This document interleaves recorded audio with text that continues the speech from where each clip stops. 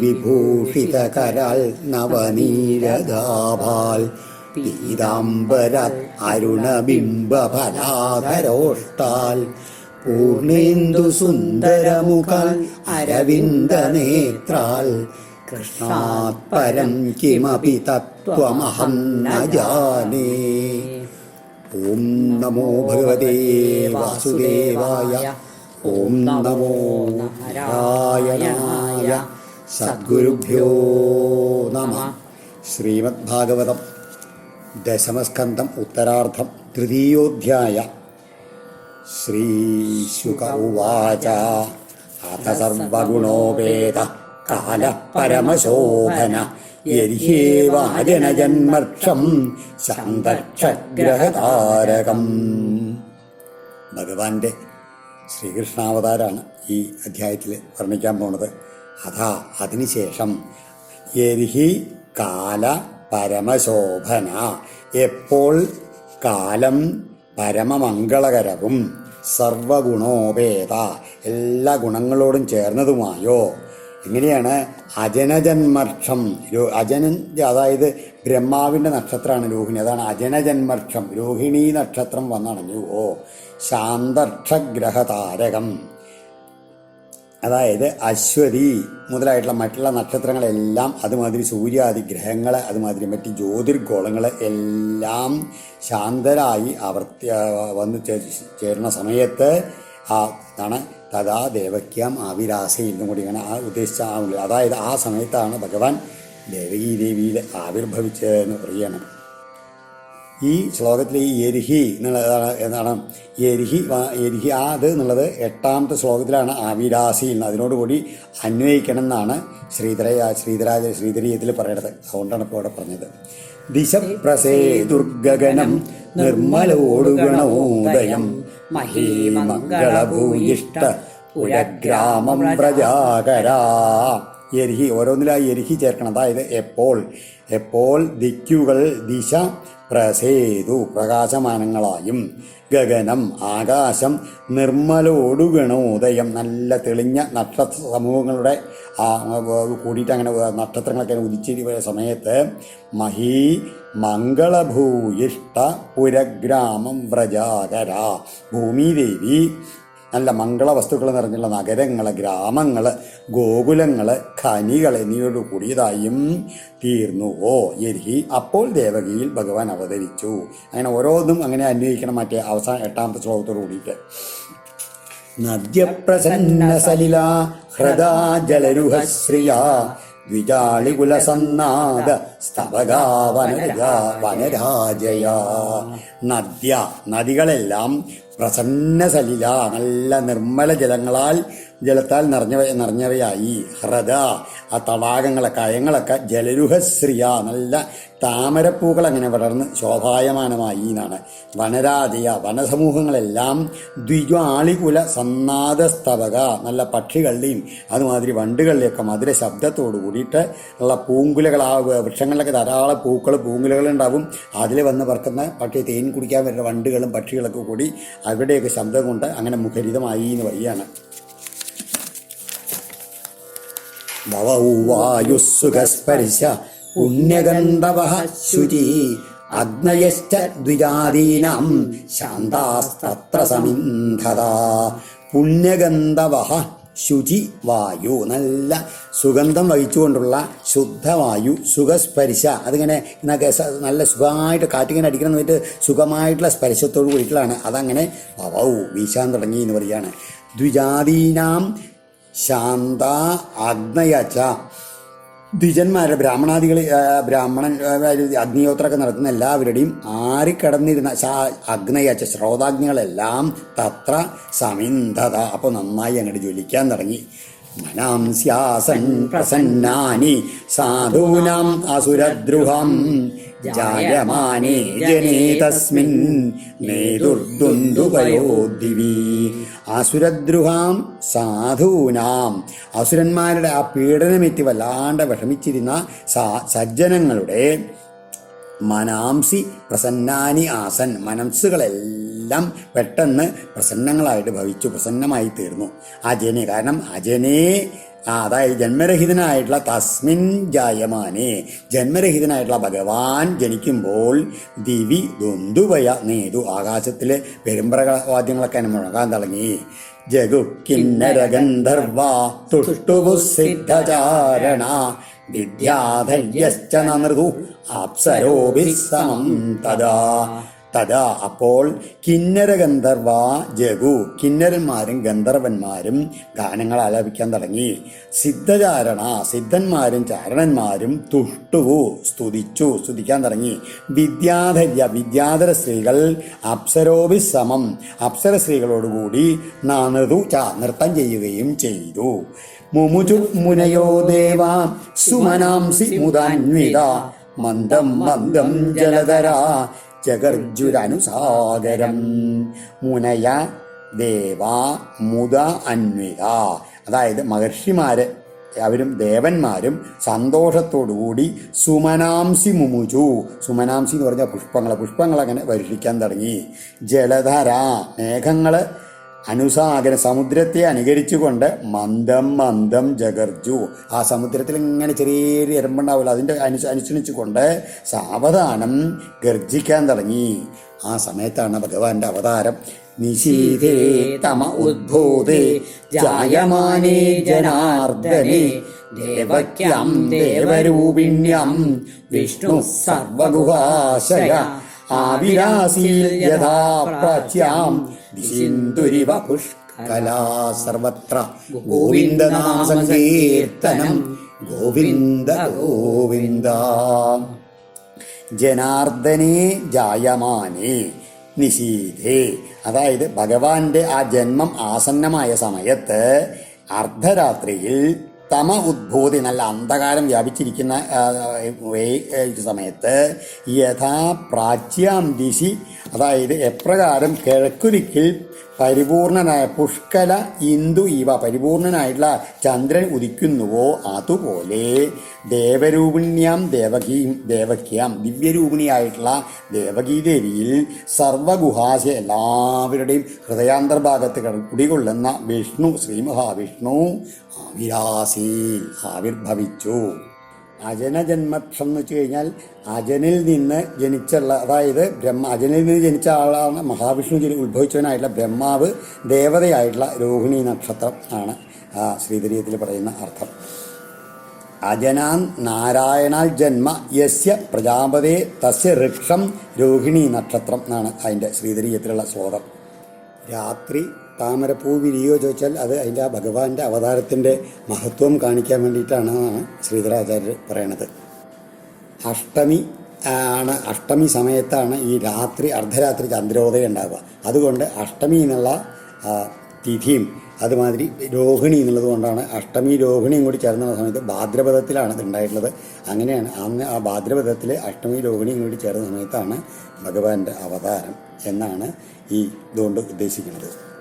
തമദ്ഭുതം ബാലകമംബുജേക്ഷണം ചതുർഭുജം ശങ്കഗദയുധായുധം ശ്രീവത്സലക്ഷ്മം ഗളശോഭികൗസ്തുഭം പീതാംബരം സാന്ദ്രപയോധസൗഭഗം മഹാർഹവൈഡൂര്യകിരീടകുണ്ടലത്വിഷാ പരിഷ്വക്തസഹസ്രകുന്തളം ഉദ്ദാമകഞ്ജംഗദകങ്കണാദിഭിः വിരോചമാനം വസുദേവ ഐക്ഷത. അവതരിച്ച ആ ഭഗവാന്റെ രൂപമാണ് ഈ രണ്ട് ശ്ലോകങ്ങളിൽ. ചതുർഭുജം, 4 തൃക്കൈകളിലായിട്ട് ശംഖ ഗദ അരി ഉദ് ആയുധം, ശംഖം ഗദ ചക്രം താമര എന്ന് ശോഭിക്കുന്ന ആയുധങ്ങൾ ധരിച്ചവനും ശ്രീവത്സലക്ഷ്മം, ശ്രീവത്സം എന്ന ആ മാറിടത്തുള്ളവനും ഗളശോഭി കൗസ്തുഭം, കഴുത്തിൽ നല്ല മിന്നിത്തിളങ്ങുന്ന കൗസ്തുഭരത്നത്തോടു കൂടിയവനും പീതാംബരം മഞ്ഞ പട്ടുടുത്തവനും സാന്ദ്ര പയോധ സൗഭകം, നല്ല തിങ്ങി നിറഞ്ഞ കോടക്കാർ മേഘത്തിൻ്റെ കാന്തി ആർന്നവനും മഹാർഹ വൈഡൂര്യ കിരീട കുണ്ടലത്വിഷ. മഹാർഹ അതായത് വിലമതിക്കാനാകാത്ത വൈഡൂര്യാദി രത്നങ്ങൾ പതിച്ചിട്ടുള്ള ആ കിരീടത്തിൻ്റെയും അതുമാതിരി കർണാഭരണങ്ങളുടെയും ശോഭയാൽ പരിഷ്വക്ത സഹസ്രകുന്തളം ആലിംഗിതമായ അതിവിസ്തൃതമായിട്ടുള്ള മുടിക്കെട്ടോടു കൂടിയവനും ഉദ്ദാമ കാഞ്ചി അംഗത കങ്കണ ആദിവി അത്യുത്കൃഷ്ടമായിട്ടുള്ള ഉദരബന്ധം അതുമാതിരി തോൾവള കടകം മുതലായ അലങ്കാരങ്ങളാലും വിരോചമാനം നന്നായി ശോഭിച്ചുകൊണ്ടിരിക്കുന്നവനും അംബുജേക്ഷണം നല്ല താമരക്കണ്ണനുമായ തം അദ്ഭുതം ബാലകം ആ അത്ഭുത ബാലകനെ വസുദേവൻ ഐക്ഷത കണ്ടു. ഗതാദ്യുതായുധെന്നും ഗതാദ്യുതായുധം എന്ന് രണ്ട് പാഠാന്തരങ്ങളുണ്ട് എന്ന് പറയുന്നുണ്ട്. ഉദ് ആയുധം എന്ന് വെച്ചാൽ ഉദ് എന്നാൽ പ്രകാശിക്കുന്നതെന്ന് അർത്ഥമാണ്. അപ്പോൾ ഉദ് പ്രകാശേ വിഭാഗേച്ചാന്ന് അതിൻ്റെ മേദിനിയിൽ പറയുന്നുണ്ട്. ഇനിയിപ്പോൾ അല്ലെങ്കിൽ താമര പറഞ്ഞില്ലെങ്കിലും അത് ഉള്ളതായിട്ട് എടുക്കണം എന്നൊക്കെയാണ് അതിൻ്റെ അർത്ഥം പറയണത്. സവിസ്മയോൽഫുല്ലവിലോചനോഹരിം സുതം വിലോക്യാനഗതുന്ദുഭിസ്തദാ കൃഷ്ണാവതാരോത്സവ സംഭ്രമോസ്പൃശൽ മുദാ ദ്വിജേഭ്യോയുധമാപ്ലുതോ ഗവം.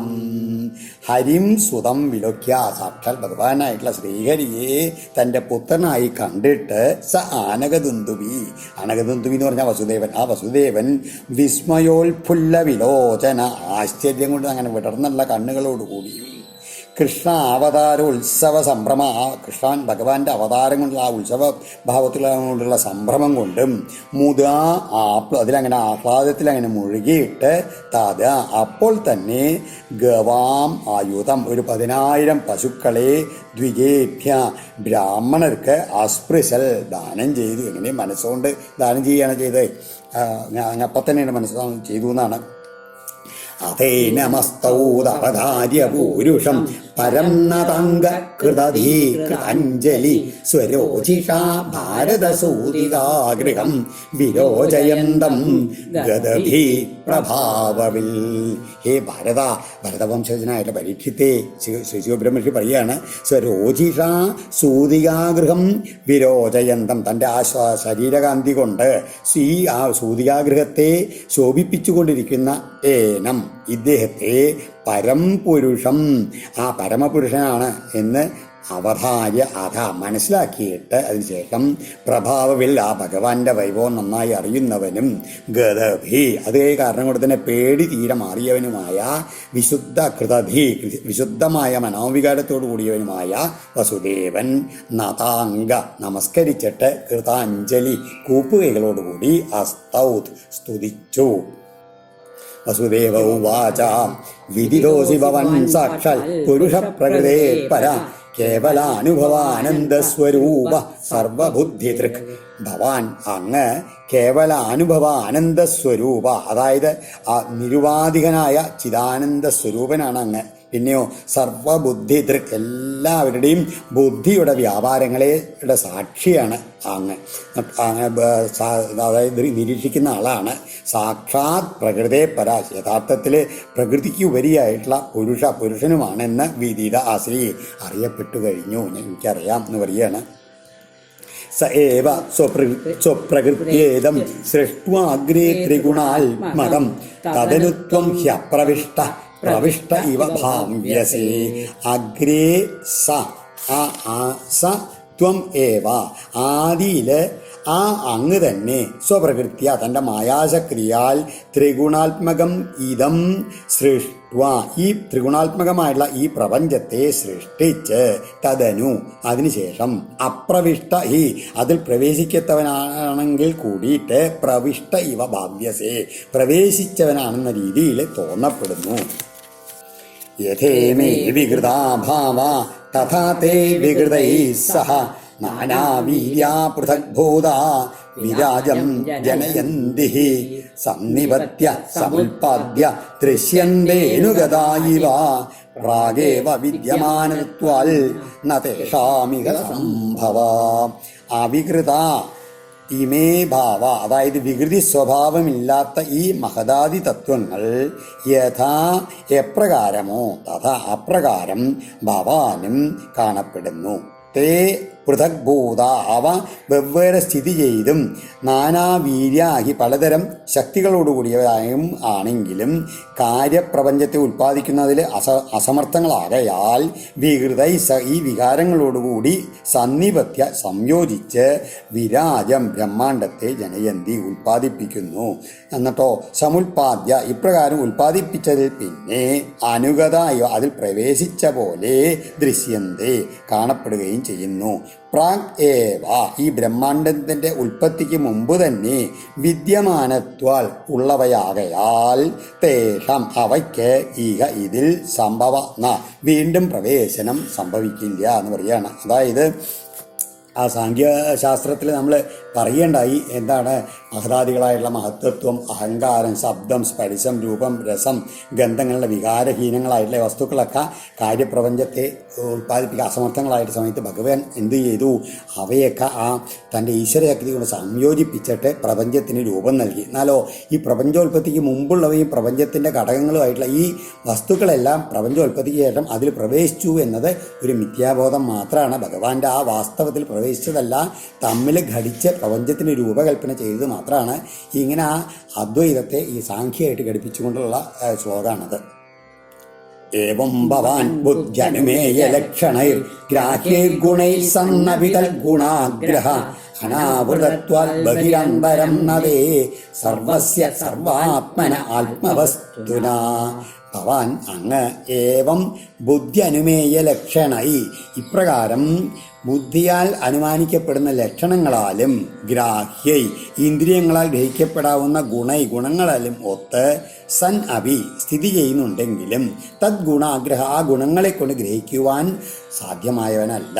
സർവസ്യ സർവാത്മന ആത്മവസ്തുന എല്ലാറ്റിൻ്റെയും സർവാത്മാവും സർവവ്യാപകനും ആയ തേ അങ്ങയ്ക്ക് അനാവൃതത്വ മറവില്ലാത്ത അവസ്ഥ കൊണ്ട് ബഹി അന്തരം അതായത് ഉള്ളും പുറമൊന്നും അങ്ങയ്ക്ക് ഇല്ല എന്ന് പറയുകയാണ്.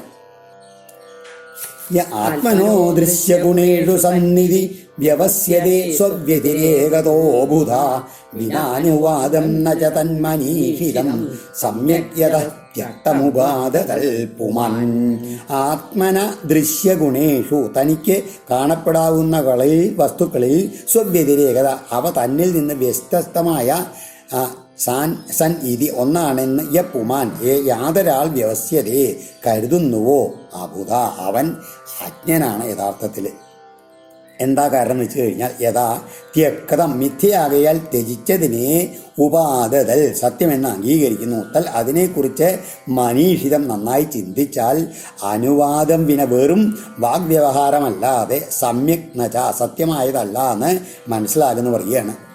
എന്താണെന്ന് വെച്ചാൽ ഈ പറഞ്ഞതിൻ്റെ അർത്ഥം വെച്ചാൽ നമ്മൾ ഈ നേരിൽ കാണുന്ന ശരീരാദികളുണ്ടല്ലോ അതെല്ലാം ആത്മാവിൽ നിന്ന് വ്യത്യസ്തമാണ് എന്ന് വിചാരിക്കുന്ന ആൾ യഥാർത്ഥത്തിൽ അജ്ഞാനിയാണ്. അങ്ങനെ വരുമ്പോൾ എന്ത് ചെയ്യും? ഈ വരുമ്പോൾ മിഥ്യയായി നമ്മൾ തള്ളിക്കളഞ്ഞ പ്രപഞ്ചം സത്യമെന്ന് അംഗീകരിക്കുന്നതിന് തുല്യമായിട്ട് വരും. വ്യാവഹാരിക ദശയിൽ സത്യത്തിൻ്റെ ഈ പ്രതീതികളൊക്കെ ഉണ്ടെങ്കിലും അത് സത്യമാകണം എന്നില്ല എന്നാണ്. അതുകൊണ്ട് അദ്വൈത ചിന്തയിലൂടെ മാത്രമേ സത്യമേത് മിഥ്യേത് എന്ന് യഥാർത്ഥത്തിൽ അറിയാനൊക്കൂ എന്നാണ് ഈ ശ്ലോകത്തിൻ്റെ. അതായത് മിഥ്യാപ്രപഞ്ചത്തിൽ നമ്മൾ ആ പ്രായോഗികമായിട്ടുള്ള ആവശ്യങ്ങൾക്ക് സത്യത്വേന സങ്കല്പിക്കാമെന്നല്ലാണ്ട് കേവല സത്യമായിട്ട് ഇതിനെന്നും എടുക്കാൻ പാടില്ല. ത്വത്വസ്യ ജന്മസ്ഥിതി സംയമാൻ വിഭോ വദന്തനീകൾ അഗുണാൽ അവിക്രിയാൽ ത്വയീശ്വരേ ബ്രഹ്മണിനോ വിരുദ്ധ്യതേ ത്വദാശ്രയത്വാൽ ഉപചര്യതേ ഗുണൈ. ഭഗവാനെ ഹേ വിഭോ എന്നാണ് വിഭുവായിട്ടുള്ളവനെ അസ്യ ജന്മസ്ഥിതി സംയമാൻ ഈ പ്രപഞ്ചത്തിൻ്റെ സൃഷ്ടിസ്ഥിതി സംഹാരങ്ങൾ അനീഹ യഥാർത്ഥത്തിൽ ഇതിലൊന്നും ആസക്തിയില്ലാത്തവനും അഗുണ നിർഗുണനും അവിക്രിയാൽ നിർവികാരനും ആയ ത്വത്ത അങ്ങയിൽ നിന്നാണ് എന്ന് വദന്തി പറയുന്നു. ബ്രഹ്മണി ഈശ്വര ബ്രഹ്മവും ഈശ്വര സർവേശ്വരനുമായ അങ്ങയിൽ നോ വിരുദ്ധ്യത ഇപ്രകാരം ആരോപിക്കുന്നതിൽ വൈരുദ്ധ്യം ഇല്ല. ത്വദാശ്രയത്വാൽ കാരണം അങ്ങയെ ആശ്രയിച്ചവയാകയാൽ ഗുണൈ ഉപചര്യതേ ഗുണങ്ങളാൽ ഉപചരിക്കപ്പെടുകയാണ്. അതായത് യഥാർത്ഥത്തിൽ ഭഗവാനിൽ നിന്നാണ് ഈ പ്രപഞ്ചം ഉണ്ടായതെന്ന് പറയാച്ചാൽ ഭഗവാൻ എന്നല്ല പ്രകൃതിയിൽ നിന്നാണ് ഇതൊക്കെ ഉണ്ടായിരിക്കുന്നത്. പക്ഷെ എന്താണ് ആ ഭഗവാന്റെ ആശ്രയത്വം അത് നോട്ടം കാരണം ഈക്ഷ കൊണ്ട് ശക്തി പ്രാപിച്ചുള്ള പ്രകൃതിയിൽ നിന്നാണ് ഉണ്ടാകേണ്ടത്. അതുകൊണ്ട് ഭഗവാന്റെയാണ് എന്നാൽ പറഞ്ഞുകൊണ്ട് വലിയ വിരോധമില്ല മാത്രമേ ഉള്ളൂ എന്നുള്ളതാണ്. അത് സത്വം ത്രിലോകസ്ഥിതയേ സ്വമായയാ ബിഭർഷി ശുക്ലം ഖലു വർണ്ണമാത്മന സർഗായ രക്തം രജസോപബൃംഹിതം കൃഷ്ണം ച വർണ്ണം തമസാജനത്യയേ. ആ സത്വം ഖലു ആ അങ്ങ് തന്നെയാണ് സ്വമായ തൻ്റെ മായ കൊണ്ടാണ് ഇത് ത്രിലോകസ്ഥിത ഈ മൂന്ന് ലോകത്തിൻ്റെയും രക്ഷയ്ക്കായിട്ട് ആത്മന തൻ്റെ ശുക്ലം വർണ്ണം അതായത് ശുദ്ധ സാത്വികമായിട്ടുള്ള ശുഭ്രവർണ്ണത്തെയും അതായത് ഈ ത്രിഗുണാത്മകമായുള്ള സത്വം രജസ് തമസ് എന്നുള്ള മൂന്ന് മായകൾ എടുത്തുകൊണ്ട് എന്ത് ചെയ്യുന്നു ആ സാത്വിക ഭാവത്തിൽ ഈ പ്രപഞ്ചത്തിൻ്റെ ആ രക്ഷ എന്നുള്ള ചെയ്ത് ചെയ്യുന്നു. പിന്നെയോ സർഗായ സൃഷ്ടിക്ക് വേണ്ടിയിട്ട് രജോ ഗുണത്താൽ ഉപബൃംഹിതം വർദ്ധിക്കപ്പെട്ട രക്തവർണ്ണത്തെയും ജനാത്യയെ സംഹാരകാലത്ത് തമോ ഗുണത്താൽ ആവൃതമായ കൃഷ്ണം വർണ്ണം ച വിവർഷി കൃഷ്ണവർണ്ണത്തെയും ധരിക്കുന്നു. ഈ മൂന്ന് നിറങ്ങൾ പറഞ്ഞെന്താ വെച്ചാൽ മൂന്ന് ഗുണങ്ങൾക്കനുസരിച്ചിട്ടാണ് ഭഗവാൻ അങ്ങ് സൃഷ്ടിച്ച് ഈ സംഹാരങ്ങൾ നടത്തുന്നത്. ത്വമസ്യ ലോകസ്യ വിഭോരിരക്ഷിഷുർ ഗൃഹേവതീർണോസി മമാഖിലേശ്വര രാജന്യസംജ്ഞാസുരകോടിയൂഥവൈർ നിർവ്യൂഹ്യമാനാ നിഹനിഷ്യസേ ചമൂ.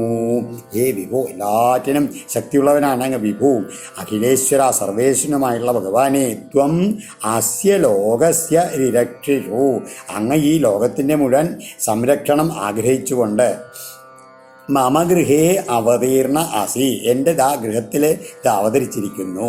രാജന്യ സംജ്ഞാ അസുരകോടി യൂഥവൈ അക്ഷത്രിയരെ എന്ന് പറയപ്പെടുന്ന കോടിക്കണക്കിന് അസുര സൈന്യാധിപന്മാരാൽ നിർവ്യൂഹ്യമാണ് എങ്ങും വിന്യസിക്കപ്പെട്ടു വരുന്ന ചമു സൈന്യങ്ങളെ നിഹനിഷ്യസേ അങ്ങ് നിഗ്രഹിക്കുന്നതാണ്. അതിനു വേണ്ടിയിട്ടാണ് അവതരിച്ചിരിക്കുന്നത്.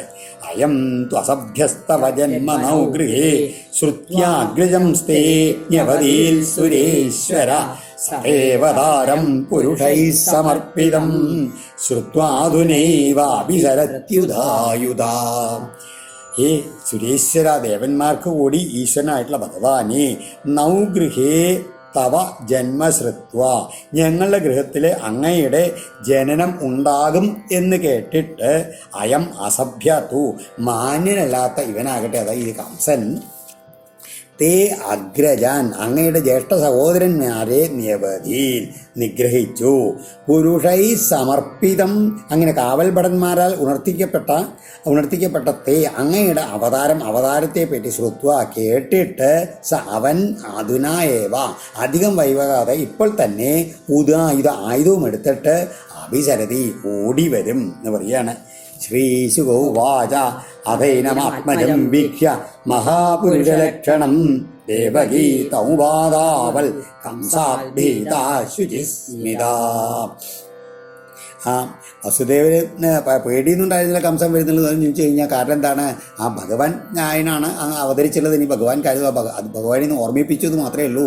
അറിഞ്ഞു കഴിഞ്ഞാൽ കംസൻ തുടർന്ന് തന്നെ വരുന്നുള്ളത്. ഇനി ശ്രീശുഖബ്രഹ്മർഷി പറയുകയാണ് ഇങ്ങനെ അഥ കംസാൽ ഭീതാ ദേവകി. ആ സമയത്ത് ദേവകീ ദേവി അങ്ങനെയല്ല കംസനെ പേടിച്ചുകൊണ്ട് തന്നെ ഇരിക്കുകയാണ്. ഏനം ആത്മജം ഈ മകനെ മഹാപുരലക്ഷണം വീക്ഷ്യ ശ്രീ മഹാവിഷ്ണുവിൻ്റെ ലക്ഷണങ്ങളോടുകൂടി കണ്ടിട്ട് ശുചിസ്മിത മന്ദഹാസം പൊഴിച്ചുകൊണ്ട് തം ഉപാതാവൽ അദ്ദേഹത്തെ സ്തുതിച്ചു. ദേവകിയും ഭഗവാനെ സ്തുതിച്ചു. പക്ഷെ പേടിയുണ്ട്. ആ കംസനാൽ ഭീത എന്ന് പറഞ്ഞില്ലേ, അങ്ങനെ അദ്ദേഹം പേടിച്ചുകൊണ്ട് എന്ത് ചെയ്തു, ദേവകിയുടെ സ്തുതിയാണ്. ദേവക്യുവാച രൂപം യത്തൽ പ്രാഹുരവ്യക്തമദ്യം ബ്രഹ്മജ്യോതിർ നിർഗുണം നിർവികാരം സത്താമാത്രം നിർവിശേഷം നിരീകം സത്വം സാക്ഷാൽ വിഷ്ണു അധ്യാത്മദീപ. യൽ ആദ്യം അവ്യക്തം ജ്യോതി യാതൊന്നാണോ ആദ്യമായി ഉണ്ടായതും തീരെ വ്യക്തമല്ലാത്തതും ജ്യോതി സ്വയം പ്രകാശമാനമായതും നിർഗുണം ഗുണരഹിതവും നിർവികാരം വികാരഹീനവും സത്താമാത്രം കേവലം സത്വഭാവത്തിൽ സാത്വികഭാവം മാത്രമായിട്ടുള്ളതും നിർവിശേഷം ഒരു വിശേഷങ്ങളും ഇല്ലാത്തതും നിരീഹം ഇച്ഛയൊന്നും ഇല്ലാത്തതുമായി പ്രാഹു വേദങ്ങളെല്ലാം ഘോഷിക്കുന്നത് ആ അധ്യാത്മദീപവും സാക്ഷാൽ ബ്രഹ്മവുമായ സവിഷ്ണു, ആ മഹാവിഷ്ണുവാണ് അങ്ങ്. നഷ്ടേ ലോകേ ദ്വിപരാർദ്ധാവസാനേ മഹാഭൂതേഷ്വാദിഭൂതം ഗതേഷു വ്യക്രം കാലവേഗേന യാതേ ഭവാനേക ശിഷ്യതേ ശേഷസംജ്ഞാ. ശിഷ്യതേ ശേഷസംജ്ഞ, അശേഷസംജ്ഞ എന്ന് പറയേണ്ടതാണ്. കാലവേഗേന ദ്വിപരാർദ്ധാവസാനേ, അതായത് ആ കാലത്തിൻ്റെ ഗതിവേഗം കൊണ്ട് ആ ബ്രഹ്മാവിൻ്റെ ആയുസ്സായുള്ള രണ്ട് പരാർദ്ധകാലത്തിൻ്റെ ഒടുവിൽ മഹാഭൂതേഷു പഞ്ചമഹാഭൂതങ്ങൾ ആദിഭൂതം സൂക്ഷ്മഭൂതത്തെ ഗതിയിൽ പ്രാപിക്കുകയും അവ്യക്തം വ്യക്തതയാതെ, അതായത് അവ്യക്തമായിട്ടുള്ളത് വ്യക്തമായതിൽ ലയിച്ച് ലോകം നശിക്കും തീരുന്ന സമയത്ത് അശേഷസംജ്ഞ മറ്റൊന്നും ശേഷിച്ചിരിപ്പില്ലാത്തവനായിരുന്ന പേരോടുകൂടിയിട്ടുള്ള ഭവാൻ അങ്ങ് മാത്രം ശേഷിക്കുന്നു. അതായത് അങ്ങയിൽ നിന്ന് എല്ലാം ഉണ്ടായെങ്കിലും വേറെ ശേഷിക്കാണ്ട് നിൽക്കുന്നതാണ് അങ്ങാണ് അശേഷൻ എന്ന് പറഞ്ഞാൽ അങ്ങനെയുള്ള ആ ഭഗവാൻ അതുകൊണ്ട് അങ്ങനെ അശേഷൻ എന്ന് പറയുന്നത് അങ്ങ് മാത്രം ഈ സൃഷ്ടിയുടെ അവസാനത്തിൽ നിലനിൽക്കുന്നുണ്ടാവും എന്ന് പറയുകയാണ്. യോയം കാലസ്തസ്യതേ വ്യക്തബന്ധോ ചേഷ്ടാമാഹുശ്ചേഷ്ടതേയേന വിശ്വം നിമേഷാദിർ വത്സരാന്തോ മഹീയം തം ത്വേശാനം ക്ഷേമധാമ പ്രപദ്യേ. ഹേ അവ്യക്തബന്ധോ, അതായത് അങ്ങയുടെ ഈ മൂലപ്രകൃതിയും കൂടി നിയന്താവായിട്ടുള്ളവനെ ഏന വിശ്വം ചേഷ്ടതേ, യാതൊന്നുകൊണ്ട് ഈ പ്രപഞ്ചം മുഴുവൻ പ്രവർത്തനക്ഷമമാകുന്നുവോ.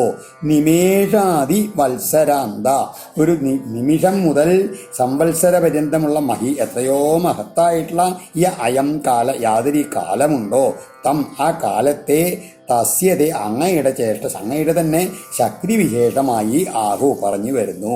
ഈശാനം ഈശ്വരനും ക്ഷേമധാമ എല്ലാവർക്കും ക്ഷേമത്തിനും ഉറവിടവുമായ ത്വാം പ്രപദ്യ അങ്ങയെ ഞാനിതാ ശരണം പ്രാപിക്കുന്നു. അവ്യക്തം അതുമാതിരി പ്രധാനം എന്നൊക്കെ പറയുന്നത് മൂലപ്രകൃതി അയാളുടെ നിയന്താവാണ്. യഥാർത്ഥത്തിൽ അങ്ങ് കാലശക്തിയാലാണ് ഈ പ്രപഞ്ചം മുഴുവൻ പ്രവർത്തനക്ഷമമാകണത്. അതുകൊണ്ട് ആ കാലത്തിൻ്റെ ഇതിൽ നിമിഷം മുതൽ സംവത്സരം വരെയും ആ സംവത്സര കണക്കിൽ ദ്വിപരാർദ്ധം വരെയും നീണ്ടു നിൽക്കുന്ന എത്രയോ മഹത്തായിട്ടുള്ള കാലം ഉണ്ടല്ലോ, അത് യഥാർത്ഥത്തിൽ അങ്ങയുടെ ഒരു ചേഷ്ടാവിശേഷമാണ് പറയാണ്. മൃത്യുവ്യാളഭീത പരായൻ ലോകൻ സർവൻ നിർഭയം നാദ്യഗച്ഛൽ ത്വൽപാദാബ്ജം പ്രാപ്യ യദിച്ഛയാദ്യ സ്വസ്ഥശേദേ മൃത്യുരസ്മാൽ അപൈരി. ഹേ ആദ്യനായിട്ടുണ്ടായവനെ, ആദ്യനായവനെ മൃത്യുവ്യാളഭീത, മരണധർമ്മമുള്ള മർത്യം എന്ന് പറഞ്ഞാൽ ജനിക്കും മരിക്കും ജനിച്ചവരാണ് എല്ലാവരും, മനുഷ്യന്മാരെല്ലാവരും മരിക്കുന്നുള്ളതുകൊണ്ടാണ് മരണധർമ്മമുള്ള ആളുകൊണ്ടാണ് മർത്യൻ എന്ന് പറയുന്നത്.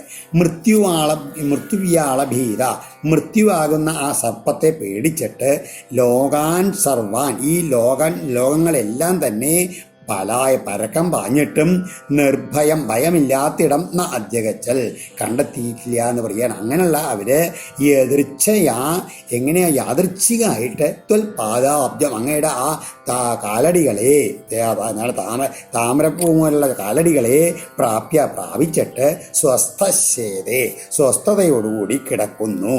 ആസ്മാൻ ഇവനിൽ നിന്ന് മൃത്യു അവൈതി, അതായത് അങ്ങയിൽ നിന്ന് മരണം അകന്നു പോകുന്നു. അല്ലെങ്കിൽ ഈ അങ്ങയുടെ പാതാരബിന്ദങ്ങളെ ആശ്രയിച്ചുള്ള ആ മനുഷ്യനിൽ നിന്ന് മരണം അകന്നു പോകുന്നു.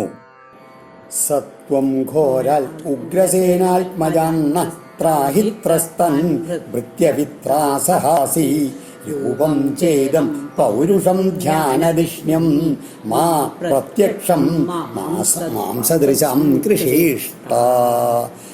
ഭൃത്യവിത്രാസഹ ആസി, അങ്ങ് എങ്ങനെയാണെന്ന് വെച്ചാൽ തൻ്റെ ആശ്രിതന്മാരുടെ ഏത് ഭയത്തെയും അകറ്റുന്നതിന് ആളല്ലേ അങ്ങനെ ചോദിക്കുകയാണ്. സത്വം അങ്ങ് ഘോരാൽ ഉഗ്രസേനാത്മജൽ ക്രൂരനായുള്ള കംസനിൽ നിന്ന് ത്രസ്താൻ ഭയന്നിരിക്കുന്ന ത്രാഹി അടിയങ്ങളെ കാത്തുകൊള്ളണേ ച പിന്നെ പൗരുഷം ധ്യാനധിഷ്ണ്യം അതായത് ഈ മഹാവിഷ്ണുവിൻ്റേതായതും ധ്യാനത്തിന് ഏറ്റവും ഉത്തമമായ ഈ രൂപം ഇതം രൂപം മാംസദൃശാം പ്രത്യക്ഷം മാ കൃഷിഷ്ട സാധാരണക്കാരൻ അതായത് മാംസദൃഷ്ടിയുള്ള വെറും ദൃഷ്ടിയിലേക്ക് പ്രത്യക്ഷമാക്കിയിട്ട് ചെയ്യരുത് എന്ന് പറയുന്നത്. അതായത് അങ്ങയുടെ ഈ മഹാവിഷ്ണുവിൻ്റെ രൂപം മറക്കണേ എന്നാണ്. എന്നിട്ടോ ചെറിയൊരു കുട്ടിയുടെ രൂപം വേണമെന്നുള്ള ഇതാണ് അദ്ദേഹത്തിൻ്റെ ദേവിയുടെ പ്രാർത്ഥന. ജന്മദേ മയ്യസൗ പാപോ മേ മാ വിദ്യാൻ മധുസൂദന സമുദ്വിജേ ധവൽഹേതോ കംസാൽ അഹം അധീരധീ. ഹേ മധുസൂദന അല്ലയോ മഹാവിഷ്ണു മയി തേ ജന്മ അസൗ പാപ മാ വിദ്യ എന്നിൽ ഇത് അങ്ങ് ജനിച്ചിട്ടുണ്ടോയെന്ന് ഈ പാപി അറിയുവാൻ ഇടയാകരുത് എന്നാണ്. കാരണം അധീരതി അഹം അതായത് അധീരുവാണ് ഞാൻ. എങ്ങനെ ഭവാൻ നിമിത്തം കംസാൽ സമുദ്വിജയെ ഭയത്തെ കാണുന്നു. അങ്ങ് എൻ്റെ പുത്രനായിട്ട് അവതരിക്കുന്നു പറഞ്ഞാൽ അതുകൊണ്ട് ഇങ്ങനെ ആക്രമിക്കാൻ വരുന്ന ആ ഭാവത്തിൽ കംസൻ ഞാൻ പേടിക്കുമെന്ന് പറയുകയാണ്. അപ്പോൾ ഒരു ഭഗവാന്റെ രൂപത്തിൽ വന്നു കഴിഞ്ഞാൽ പ്രത്യേകിച്ചും ഒരു പേടി ഉണ്ടാവുമല്ലോ. എന്നാൽ അതുകൊണ്ട് എന്ത് വേണം, ഒരു സാധാരണ കുട്ടിയുടെ രൂപത്തിൽ വന്ന് ചോദിക്കുക എന്തായാലും വരാൻ പോകണമെന്ന് കാണാലോ എന്നുള്ള രീതിയിലാണ് ദേവി പറയണത്. ഉപസംഹര വിശ്വാത്മൻ അതോ രൂപമലൗകികം ശംഖചക്രഗദാ പത്മശ്രീയാജുഷ്ടം ചതുർഭുജം. വിശ്വാത്മൻ അതുകൊണ്ട് വിശ്വരൂപിയായിട്ടുള്ള ഭഗവാനെ ഈ ശംഖചക്രം ഗദാ പത്മം ഇവയോട് ശോഭയോട് ജുഷ്ടം ചേർന്നിട്ടുള്ള ചതുർഭുജം അലൗകികം അത രൂപം 4 കൈകളോട് കൂടിയതും അസാധാരണത്വമുള്ള അങ്ങയുടെ ഈ സ്വരൂപത്തെ ഉപസംഹരിച്ചാലും വിശ്വം യദേതൽ സ്വതനൗ നിശാന്തേ യഥാവകാശം പുരുഷ പരോ ഭവൻ വിവർത്തി സോയം മമ ഗർഭഗോ ഭൂ അഹോ നിളോകസ്യ വിഡംബനം ഹിതൽ. പരപുരുഷ ഭവാൻ പരമപുരുഷനായിട്ടുള്ള അങ്ങ് നിശാന്തേ പ്രളയകാലത്തിൻ്റെ ഒടുവിൽ ഏതത് വിശ്വം ഈ പ്രപഞ്ചത്തിനെ മുഴുവൻ പ്രളയകാലത്തെ സ്വതനു തൻ്റെ ശരീരത്തിൽ യഥാവകാശം നല്ലതായിട്ട് വിവർത്തി ധരിക്കും. മുഴുവൻ പ്രപഞ്ചത്തിനെ മുഴുവൻ സ്ഥലപ്പരപ്പോടെ മുഴുവനായിട്ട് തൻ്റെ ഉള്ളിൽ ധരിക്കും. അത്ര വലിപ്പ ശരീരത്തിലാണ് ഭഗവാൻ. അയം അപ്രകാരമുള്ള അങ്ങൊന്ന് മമ ഗർഭക എൻ്റെ ഈ ഗർഭത്തിനെ പ്രാപിച്ച് അഭൂൽ യത് ഉണ്ടായി എന്നത് ഏതോ അത് അഹോ കഷ്ടം ലോകസ്യ മനുഷ്യ സമൂഹത്തിനൊരു വിഡംബനം ഒരു നാട്യം തന്നെയാണ് പറയണം. ദേവകീ ദേവിയുടെ പുത്രനായിട്ട് ഭഗവാൻ ഇങ്ങനെ അസാധാരണ രൂപത്തിൽ വന്നു കഴിഞ്ഞിട്ട് കംസനെ വധിച്ചു എന്ന് വെച്ച് കഴിഞ്ഞാൽ എന്താണ് ഉണ്ടാവുക? ജനങ്ങളെല്ലാം ദേവകീ ദേവിയെ പരിഹസിക്കും. കാരണം ഇങ്ങനൊരു അസാധാരണ പുത്രനാണ് ദേവി പ്രസവിച്ചതെന്നും പറഞ്ഞിട്ട് മറ്റുള്ളവരെല്ലാം തന്നെ പരിഹസിക്കുന്നതാണ് ദേവകീ ദേവി ചിന്തിക്കുന്നത്. അതുകൊണ്ട് എന്ത് ചെയ്താൽ മതി, തൽക്കാലം ഒരു സാധാരണ ശിശുവിനെ പ്രസവിച്ചു എന്നുള്ള രൂപത്തിൽ വന്നിട്ട് അവതരിച്ചതിന് ശേഷം മെല്ലെ കണ്ട് ഈ കംസനെ വധിക്കുകയെ അവസരോചിതമായിട്ട് ചെയ്താൽ മതിയല്ലോ എന്നുള്ള ഭാവമാണ്. കാരണം ഇപ്പോൾ പെട്ടെന്ന് തന്നെ വന്നു കഴിഞ്ഞു വെച്ചാൽ കംസനെ വധിച്ചു കഴിഞ്ഞു വെച്ചാൽ കംസൻ്റെ ബന്ധുക്കളായിട്ടുള്ള ധാരാളം പേരുണ്ട്, ജരാസന്ധൻ കൂട്ടരൊക്കെ ഉണ്ട്. അവരൊക്കെ വല്ലാണ്ട് അപഹസിക്കും ദേവകീ ദേവി എന്നാണ് ദേവിയുടെ പേടി. അപ്പോഴാണ് ഭഗവാൻ പറയണത് പേടിക്കൊന്നും വേണ്ട, എൻ്റെ യഥാർത്ഥത്തിലുള്ള രൂപം ഭഗവാന്മാർക്ക് ഞാൻ ആരാണെന്ന് കാണിച്ചു തരാനും എൻ്റെ മുൻജന്മങ്ങളെ പറ്റി പറഞ്ഞു തരാനും വേണ്ടിയിട്ടാണ് പറയുകയാണ് ഭഗവാൻ. ശ്രീ ഭഗവാനുവാച ത്വമേവ പൂർവസർഗേ ഭൂ പൃശ്നി സ്വയംഭുവേ സരി തദായം സുതപാ നാമ പ്രജാപതി അകൽമഷായേ സതി. അല്ലോ സാധ്വിരത്നമായിട്ടുള്ള അമ്മേ എന്നാണ് വിളിക്കുന്നത്. സ്വയംഭുവേ ത്വം ഏവ സ്വയംഭുവമന്വന്തരത്തിൽ ഭവതി തന്നെ പൂർവജേ പൂർവജന്മത്തിൽ പൃശ്നി എന്നവളായിരുന്നു, അഭൂ ആയിരുന്നു. അയം ഇദ്ദേഹം അതായത് വസുദേവൻ തഥാ അകൽമഷ ആ സമയത്ത് ശുദ്ധാത്മാവായിട്ടുള്ള സുതപ നാമ പ്രജാപതി, സുതപസ് എന്നുള്ള പ്രജാപതിയും ആയിരുന്നു. യുവം വൈ ബ്രഹ്മണാദിഷ്ടൗ പ്രജാസർഗേ യഥാ തഥാ സന്നിയമ്യേന്ദ്രിയഗ്രാമം തേ പാതേ പരമം തവ. ബ്രഹ്മാവിനാൽ യുവാം വൈ നിങ്ങൾ രണ്ടുപേരും യഥാ പ്രജാസർഗേ ആദിഷ്ടോ നിങ്ങൾ രണ്ടുപേരോട് പ്രജാപതിമാരെയൊക്കെ ബ്രഹ്മാവ് എന്താണ് സൃഷ്ടിക്കുവാൻ വേണ്ടിയിട്ട് നിർദ്ദേശിക്കുക ചെയ്യുക. അങ്ങനെ ചെയ്ത സമയത്ത് തഥാ ഇന്ദ്രിയഗ്രാമം സന്നിയമ്യ ഇന്ദ്രിയങ്ങൾ സമൂഹത്തെ മുഴുവൻ നിയന്ത്രിച്ച് പരമം തപ ദേവാതേ പരമമായിട്ടുള്ള തപസ് ചെയ്തു നിങ്ങൾ രണ്ടുപേരും. എന്നിട്ടോ എങ്ങനെയാണ്? വർഷപാതാതപഹിമ ഘർമ്മകാലഗുണാനു സഹമാനൗ ശ്വാസരോധ വിനിർധൂതമനോമലൗ ശീർണവർണ്ണാനിലാഹാരാവുപശാന്തേന ചേതസാ മത്തക്കാമാനഭിപ്സന്തൗ മത് ആരാധനമീഹതോ.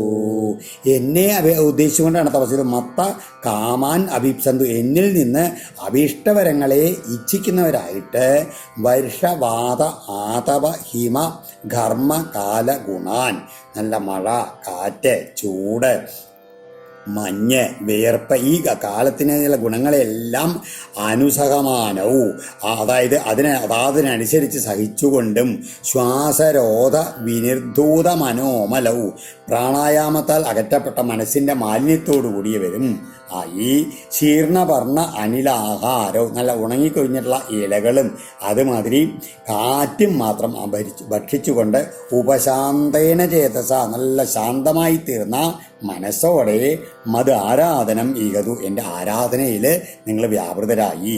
ഏവം വാം തപ്യതോസ്തീവ്രം തവ പരമദുഷ്കരം ദിവ്യവർഷസഹസ്രാണി ദ്വാദശേയുർമദാത്മനോ. ഇപ്രകാരം ഏവം മത ആത്മനോ പരമദുഷ്കരം തീവ്രം തപ തപ്യതോ ഇങ്ങനെ എന്നിൽ തന്നെ എന്നെ മനസ്സിൽ ഉറപ്പിച്ചുകൊണ്ട് പരമദുഷ്കരമായിട്ടുള്ള അനുഷ്ഠിക്കാൻ വളരെയധികം ബുദ്ധിമുട്ടുള്ളതായിട്ടുള്ള ഉഗ്രമായിട്ടുള്ള തപസ് അനുഷ്ഠിച്ചുകൊണ്ടിരിക്കെ വാം നിങ്ങൾക്ക് രണ്ടുപേർക്കും ദ്വാദശ ദിവ്യവർഷ സഹസ്രാണി 12,000 ദിവ്യവർഷങ്ങൾ അങ്ങനെ കടന്നുപോയി എന്നാണ്. അത്രയധികം കാലം തപസ് ചെയ്തു. തദാവാം പരിദിഷ്ടോഹം അമുനാ വപുഷാനഘേ തപസാ ശ്രദ്ധയാദിത്യം ഭക്ര്യാജഹൃതി ഭാവിത പ്രാദുരാസം വരതരാ യുവയോ കാമദിൽസയാ പ്രിയദംബര ഇത്യുക്തേ മാതൃശോ വാമൃതസുതാ. ഹേ അനഘേ പരിശുദ്ധയായ അമ്മേ തഥാ ഹൃദി നിത്യം ഭാവിത അപ്രകാരം ആ മനസ്സിൽ ഏതു സമയവും ധ്യാനിക്കപ്പെട്ടിരുന്ന വരദരാട് അഹം വരദാതാക്കളിൽ ഉത്തമനായിട്ടുള്ള ഞാൻ ശ്രദ്ധയാ തപസ ഭക്തിയാച പരിതുഷ്ട നിങ്ങളുടെ ശ്രദ്ധയോടുകൂടിയുള്ള തപസ്സുകൊണ്ടും ഭക്തിയാലും പ്രീതനായിട്ട് വാം നിങ്ങൾക്ക് ഇരുവർക്കും കാമദിൽസയ എന്താണ് ആഗ്രഹിച്ചത് അതിനെ പ്രദാനം ചെയ്യുവാൻ ആഗ്രഹിച്ചുകൊണ്ട് അമുനാ വപുഷ ഇതേ സ്വരൂപത്തിൽ യുവയോ പ്രാദുരാസം നിങ്ങളുടെ മുമ്പിൽ പണ്ട് പ്രത്യക്ഷപ്പെട്ടു. വരവ്രീയത വരം ചോദിച്ചോളൂ ഇരിവാം ഉക്തേ എന്ന് നിങ്ങളോട് പറഞ്ഞപ്പോൾ മാതൃശ സുത എന്നെ പോലുള്ള പുത്രൻ ഉണ്ടാകണമെന്ന് നിങ്ങൾ അന്ന് വരിക്കുകയും ചെയ്തു. അജുഷ്ടഗ്രാമ്യ വിഷയാവനവത്യൂച ദമ്പതി നവവ്രാദേവ വർഗം മേ മോഹിതൗ മമ മായയാ. എങ്ങനെയാണ്? അതായത് നിങ്ങൾക്ക് വേണമെച്ചാൽ എന്നെ കണ്ടുവച്ചാൽ മോക്ഷം പ്രാപിക്കായിരുന്നു ആഗ്രഹിച്ച് ആവശ്യപ്പെടായിരുന്നു. അതല്ല ചെയ്തത്. കാരണം ദമ്പതി അജുഷ്ടഗ്രാമ്യ വിഷയവും ലൗകിക വിഷയങ്ങളിൽ നിന്ന് അനുഭവിക്കാത്തവരും ഭാര്യാഭർത്താക്കന്മാരും അനപത്യൗച സന്താനമില്ലാത്തവരുമായിരുന്ന നിങ്ങൾ മമ മായയാ മോഹിതോ എൻ്റെ മായ കൊണ്ട് മോഹിതരായിട്ട് എന്നോട് മേ അപവർഗം നവവ്രാതെ മോക്ഷത്തെ അല്ല ചോദിച്ചത്. ഗതേ മയി യുവാം ലബ്ധ്വാ വരം മത്സദൃശം സുതം ഗ്രാമ്യാൻ ഭോഗാൻ അഭുഞ്ജാതം യുവം പ്രാപ്തമനോരഥൗ. യുവാം മത്സദൃശം സുതം വരം ലബ്ധ്വാ നിങ്ങൾ രണ്ടുപേരും എന്നോട് സദൃശനായ പുത്രനെ വരമായി ലഭിച്ചിട്ട് മയികതേ ഞാൻ പോയപ്പോൾ മനോരഥം സാധിച്ചവരായിട്ട് ഗ്രാമ്യാൻ പോകാൻ വിഷയസുഖങ്ങളെ അപുഞ്ചാതാം അനുഭവിച്ചു.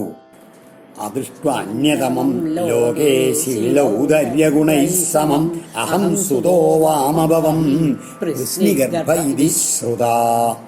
ശീലൗദര്യഗുണൈ സമം ലോകേ അന്യതമം അദൃഷ്ട. ശീലങ്ങൾ, ഔദാര്യങ്ങൾ അങ്ങനെ തുടങ്ങിയിട്ടുള്ള പല ഗുണങ്ങളാൽ എനിക്ക് തുല്യനായി ഈ ലോകത്തിൽ വേറെ ആരെയും അദൃഷ്ട കാണായികയാൽ അഹം ഞാൻ തന്നെ വാം സുത നിങ്ങളുടെ പുത്രനായി ആഭവം ജനിച്ചു. പൃശ്നിഗർഭ ഇതി ശ്രുത. പൃശ്നിഗർഭൻ എന്നുള്ള പേരിൽ പ്രസിദ്ധനായി തീരും ചെയ്തു ഭഗവാൻ. തന്നെ ആദ്യത്തിൽ പൃശ്നിഗർഭൻ എന്നുള്ള പേരിൽ അവർക്ക് പുത്രനായിട്ട് ജനിച്ചു. തയോർവാം പുനരേവാഹം ആദിത്യാമാസ കശ്യപൽ ഉപേന്ദ്ര ഇതി വിഖ്യാതോ വാമനത്വാച്ച വാമന. തയോവം അതേ നിങ്ങൾക്ക് പുന വീണ്ടും അഹമേവ ഞാൻ തന്നെ ഉപേന്ദ്രനെന്നും വാമനത്വാൽ വാമന ഇരിച്ച വിഖ്യാത. വാമനത്വാൽ അതായത് ചെറിയ കുറിയവനാണ് എന്നുള്ള ഭാവത്തിൽ വാമനൻ എന്ന പേരും പ്രസിദ്ധമായിട്ടുള്ള പേരുകളോടുകൂടി കശ്യപാൽ ആദിത്യാം ആസ കശ്യപ പ്രജാപതിയിൽ നിന്ന് ആദിതിയിൽ ഉണ്ടായി. തൃതീയസ്മിൻ ഭവേഹം വൈ തേനൈവ വപുഷാധവം ജാതോ ഭൂയസ്തയോരേവ സത്യം മേ വ്യാഹൃതം സതി. ഹേ സതി, അല്ലയോ സജ്ജനശീലയായിട്ടുള്ള ദേവി, അഹം ഞാൻ അധ തയോ വാം ഏവ വീണ്ടും അതേ നിങ്ങൾക്ക് അസ്മിൻ തൃതീയേ ഭവേ ഈ മൂന്നാമത്തെ ജന്മത്തിൽ തേന വപുഷ ഏവ അതേ രൂപത്തോടുകൂടി തന്നെ ഭൂയ ജാത വീണ്ടും ജനിച്ചിരിക്കുന്നു. മേ വ്യാഹൃതം എന്നാൽ പറയപ്പെട്ടത് സത്യം വൈ സത്യാണ്. ഏതദ്വാം ദർശിതം രൂപം പ്രാഗ്ജന്മസ്മരണായ മേ നാന്യതാമത്ഭവം ജ്ഞാനം മർത്യലിംഗേന ജായതേ. മേ ഏതൽ രൂപം വാം പ്രാഗ്ജന്മസ്മരണായ ദർശിതം. അതാ എൻ്റെ ഈ മഹാവിഷ്ണുവിൻ്റെ ഈ സ്വരൂപം ഉണ്ടല്ലോ, അത് നിങ്ങൾക്ക് കാണിച്ചു തന്ന എന്തിനു വേണ്ടിയിട്ടാണ്? ഈ പൂർവ്വജന്മസ്മരണയ്ക്ക് വേണ്ടിയിട്ടാണ്. അന്യത അല്ലാന്നുണ്ടെങ്കിൽ മർത്യലിംഗേന മദ്ഭവം വെറും സാധാരണ മനുഷ്യരെ ജനിച്ചാൽ എന്നെക്കുറിച്ചുള്ള അറിവ് ജ്ഞാനം ന ജായതേ ജനിക്കില്ല എന്ന് പറയുകയാണ്. ഞാൻ സാധാരണ ഒരു മനുഷ്യക്കുട്ടിയായിട്ട് ജനിച്ചു വെച്ചാൽ നിങ്ങൾക്ക് ഈ രൂപത്തിൽ വന്ന് മഹാവിഷ്ണുവാണ് ജനിച്ചിട്ടുള്ളതെന്ന് നിങ്ങൾക്ക് മനസ്സിലാവില്ല. പൂർവ്വജന്മങ്ങളുടെ സ്മൃതി ഉണ്ടാവില്ല. അതുണ്ടാവാൻ വേണ്ടിയിട്ടാണ് ഇങ്ങനെ ചെയ്തതെന്ന് പറയുകയാണ്. യുവം പുത്രഭാവേന ബ്രഹ്മഭാവേന ചാസകൾ ചിന്തയന്തൗ കൃതസ്നേഹൗ യാസ്യേവേ മദ്ഗതിം പരം. മാം യുവാം എന്നെ നിങ്ങൾ രണ്ടുപേരും ആസകൾ പലപ്പോഴും ബ്രഹ്മഭാവേന ബ്രഹ്മം എന്നുള്ള ഭാവത്തിൽ ചിന്തയന്തോ ധ്യാനിക്കുന്നവരും പുത്രഭാവേന പുത്രൻ എന്ന നിലയ്ക്ക് കൃതസ്നേഹൗച സ്നേഹിക്കുന്നവരുമാകയാൽ പരാം മദ്ഗതിം അത്യുന്നതമായിട്ടുള്ള എൻ്റെ ഗതിയെ യാസ്യേതേ നിങ്ങൾ പ്രാപിക്കുകയും ചെയ്യും എന്ന് പറയുകയാണ്. ആ പണ്ട് എങ്ങനെയാണ് പലപ്പോഴും നിങ്ങൾ എന്നെ ബ്രഹ്മഭാവത്തിലും ധ്യാനിച്ചുണ്ട്, പുത്രഭാവത്തിൽ സ്നേഹിക്കുകയും ചെയ്തു. അതിൻ്റെ ഫലമായിട്ട് ഇനി ജന്മമില്ല, നിങ്ങൾക്ക് എന്നെ പ്രാപിച്ചിട്ട് സായുജ്യം അടയും ചെയ്യുമെന്ന് പറഞ്ഞു. അതുകൊണ്ടാണ് ആ പൃശ്നിഗർഭൻ്റെ കഥ വിസ്തരിച്ച് പറഞ്ഞ വാമന രൂപത്തിലും ഇതേമാതിരി ഭഗവാൻ ആദ്യം മഹാവിഷ്ണു രൂപത്തിലാണ് അവതരിച്ചത്, പിന്നീടാണ് വടുവായി തീർന്നത്, എന്നിട്ട് ഉപേന്ദ്രനായത്. ഇതേമാതിരി അതേ രൂപത്തിൽ മഹാവിഷ്ണു രൂപത്തിലാണ് നമ്മുടെ ശ്രീകൃഷ്ണാവതാരത്തിലും ആദ്യം വരുന്നത്, എന്നിട്ടാണ് ചെറിയൊരു കുട്ടിയായി തീരുന്നത്. അതാണ് ശ്രീശോവാച ഇത്യുക്ത്വാസിൽ ഹരിസ്തൂഷ്ണിം ഭഗവാനാത്മായയാ പിത്രോ സംപശ്യതോ സദ്യോ ബഭൂവ പ്രാകൃത ശിശു. ഭഗവാൻ ശ്രീ ബ്രഹ്മർഷി പറയുകയാണ്, ഭഗവാൻ ഹരി ഇതി ഉക്ത്വ ഭഗവാൻ ശ്രീ മഹാവിഷ്ണു ഇത്രയും പറഞ്ഞ് തൂഷ്ണീം ആശയിൽ കുറച്ചു നേരം മൗനമായിട്ടിരുന്നിട്ട് പിത്രോ സംപശ്യതോ ആ വസുദേവനും ദേവകിയും കണ്ടുകൊണ്ടിരിക്കെ നോക്കി നിൽക്കുന്ന സമയത്ത് സദ്യ ഉടനെ തന്നെ ആത്മമായ തൻ്റെ മായയാൽ പ്രാകൃത ശിശു ബഭ ഒരു സാധാരണ പോലുള്ള ഒരു കുട്ടിയായിട്ട് തീർന്നു. തതശ്ച ശൗര്യൻ ഭഗവൽ പ്രചോദിത സുതം സമാദായ സൂതികാഗൃഹാൽ യഥാ ബഹിർഗന്തുമിയേഷരിതരി അജാ യാ യോഗമായാ ജനി നന്ദജായയാ. ഭഗവൽ പ്രചോദിത സ ശൗരി ഭഗവാനാൽ പ്രേരിതനായ സ ശൗരി ആ വസുദേവൻ തഥാ പിന്നെ സുതം സമാദായ തൻ്റെ പുത്രനെ എടുത്തിട്ട് സൂതികാഗൃഹ ആ പ്രസവഗൃഹത്തിൽ നിന്ന് ബഹിഗന്ധു പുറത്തു കടക്കുവാൻ യഥാ ഇയേഷ എപ്പോൾ തുനിഞ്ഞുവോ തരിഹി അപ്പോൾ തന്നെ യാ അജാ യോഗമായ യാതൊരുവളാണോ ജന്മരഹിത എന്ന് അറിയപ്പെട്ടു വരുന്നത് ആ യോഗമായ ദേവി നന്ദജായ അജനി നന്ദപത്നിയായുള്ള യശോദയില് സഞ്ജാതയായി. അതായത് ഇവിടെ ഭഗവാൻ പ്രസവിച്ചു കഴിഞ്ഞ് ഭഗവാനെ കൊണ്ടുപോകാൻ വേണ്ടി വസുദേവർ പുറപ്പെട്ടപ്പോഴേക്കും തന്നെ യശോദര ഗർഭത്തിൽ നിന്ന് യോഗമായാദേവി, ഭഗവാൻ നേരത്തെ പറഞ്ഞല്ലോ, അത് വിചാരിച്ചിട്ട് ആ ഭഗവാന്റെ ആജ്ഞ മാനിച്ചിട്ട് ദേവി അവിടെ പുറത്തു വന്ന് ജനിച്ചിരുന്നു എന്ന് പറയുകയാണ്. തയാഹൃത പ്രത്യയ സർവവൃത്തിഷു ദ്വാസ്തേഷു പൗരേഷ്വഭിചായിരേഷ്വധ ദ്വാരസ്തു സർവാപിഹിതാ ദുരത്യയാ ബൃഹത്കവാടായ സഖീല ശൃംഖലൈ താ കൃഷ്ണവാഹേ വസുദേവ ആഗതേ സ്വയം വ്യവർയന്ത യഥാ തമോരരേ വവർഷ പർജന്യ ഉപാംശുഗർജിത ശേഷു അന്വകൾ വാരി നിവാരയൻ പണൈ തഥ അഥ അപ്പോൾ തയാ ദ്വാസ്തേഷു പൗരേഷു ആ യോഗമായ ശക്തി അവിടെ യശോദരപുത്രിയായിട്ട് ജനിച്ചാണെങ്കിൽ കൂടിയിട്ട് ആ ശക്തി കൊണ്ട് ദ്വാസ്തേഷു പൗരേഷു അഭി ദ്വാരക ഇതിലെ അന്തപുരത്തിൻ്റെ കാരാഗൃഹത്തിൻ്റെ കാവൽക്കാരും അതുമാതിരി പൗരജനങ്ങളും മധുരയിലുള്ള എല്ലാവരും ഹൃദപ്രത്യയ സർവവൃത്തി അവരുടെ ഈ നഷ്ടപ്പെട്ട ഇന്ദ്രിയ വ്യാപാരങ്ങളോട് കൂടിയിട്ട് അതായത് ബോധമറ്റ് ഉറങ്ങായിരുന്നു പറയുകയാണ്. വസുദേവ കൃഷ്ണവാഹയാഗതേ വസുദേവൻ ആ ശ്രീകൃഷ്ണനെയും എടുത്ത് അങ്ങോട്ട് പുറപ്പെട്ട സമയത്ത് രവേ തമയഥ സൂര്യനാൽ ഇരുട്ട് എന്നോണം ബൃഹത് കവാടായ സഖീല ശൃംഖലൈ കനത്ത വാതിലുകളാലും ഇരുമ്പ് സാക്ഷകളെ ചങ്ങലതെല്ലാം പിഹിത അടയ്ക്കപ്പെട്ടവയും ദുരത്യയ സാധാരണ രീതിയിൽ തുറക്കാൻ പ്രയാസമുള്ളതുമായിട്ടുള്ള താദ്വാര ആ കോട്ടപ്പടികൾ സർവതും സ്വയം വ്യവര്യന്ത എല്ലാം തന്നെത്താൻ അങ്ങോട്ട് തുറന്നു എന്ന് പറയുകയാണ്. പർജന്യ ഉപാംശുഗർജിത ആ മേഘങ്ങൾ അങ്ങനെ ചെറുതായിട്ടുള്ള ഇടിമുഴക്കത്തോട് കൂടിയിട്ട് മെല്ലെ മെല്ലെ വർഷിക്കാനും തുടങ്ങിയിട്ട് പറയുകയാണ്. പുറത്തേക്കാണ്ട് ഇറങ്ങിയപ്പോഴേക്ക് ആ ഭഗവാൻ അങ്ങോട്ട് വന്നപ്പോഴേക്ക് ആ മായശക്തി കൊണ്ട് ബന്ധനങ്ങളെല്ലാം അഴിഞ്ഞു. ഭഗവാൻ കൂടെ പുറത്തേക്ക് പോണ സമയത്ത് ഈ ചെറുതായിട്ടുള്ള മഴ ആ സമയത്ത് പണൈ വാരി നിവാരയൻ തൻ്റെ പണങ്ങളാൽ ആ വർഷജലത്തിനെ അങ്ങനെ തടഞ്ഞുകൊണ്ട് ശേഷ അന്വകാൽ ആ ആദിശേഷനായിട്ടുള്ള അനന്തൻ ആ ഭഗവാന്റെ പിന്നിൽ കൊടയിട്ട് അങ്ങനെ പിടിച്ചുകൊണ്ട് അങ്ങനെ പിന്തുടർന്നു എന്ന് പറയുകയാണ്. മഘോനി വർഷത്യസകൃയമാനുജ ഗംഭീരതോയൗഗജവോർമിഭേലിത ഭയാനകാവർത്തശതാകുലാ നദീ മാർഗം ദദൗ സിന്ധുരിവ ശ്രിയപദേ.